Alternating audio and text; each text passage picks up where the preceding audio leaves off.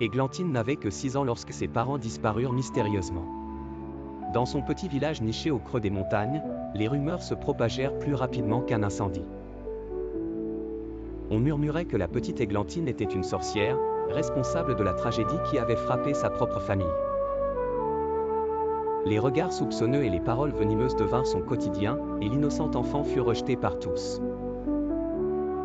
Seule, triste et incomprise, Églantine errait souvent dans la forêt environnante, espérant trouver un peu de réconfort loin des accusations cruelles des villageois.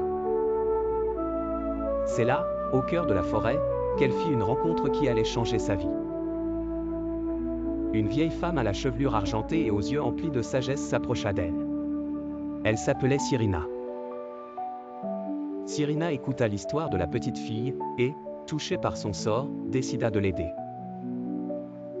Avec la patience et la bienveillance d'une grand-mère, Cyrina apprit à Églantine l'art des plantes, des remèdes et des contes anciens.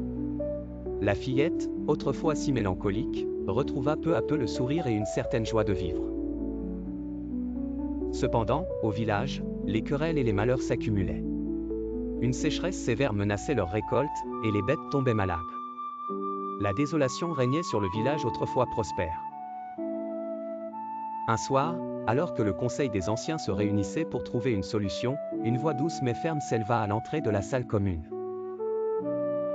Églantine, désormais confiante et forte grâce aux enseignements de Cyrina, se présenta devant l'assemblée. Elle proposa son aide, mais le scepticisme et la peur persistèrent. Malgré cela, face à l'urgence de la situation, ils décidèrent de lui laisser une chance. Guidée par les sages conseils de Cyrina, Églantine utilisa les remèdes et les connaissances acquises pour soigner les bêtes malades et trouver une source d'eau cachée qui permit d'irriguer les champs asséchés. Les villageois, d'abord hésitants, la virent comme une bénédiction. Peu à peu, leurs cœurs s'ouvrirent à la vérité, la petite qu'ils avaient tant méprisée n'était pas une sorcière maléfique, mais une enfant au cœur pur et généreux. Le village retrouva sa prospérité, et Églantine gagna le respect et l'affection de tous ceux qui l'avaient autrefois rejetée.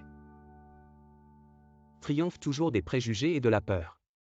Grâce à sa force intérieure et à l'amour de Cyrina, elle transforma le destin de son village et prouva que la compassion est la vérité.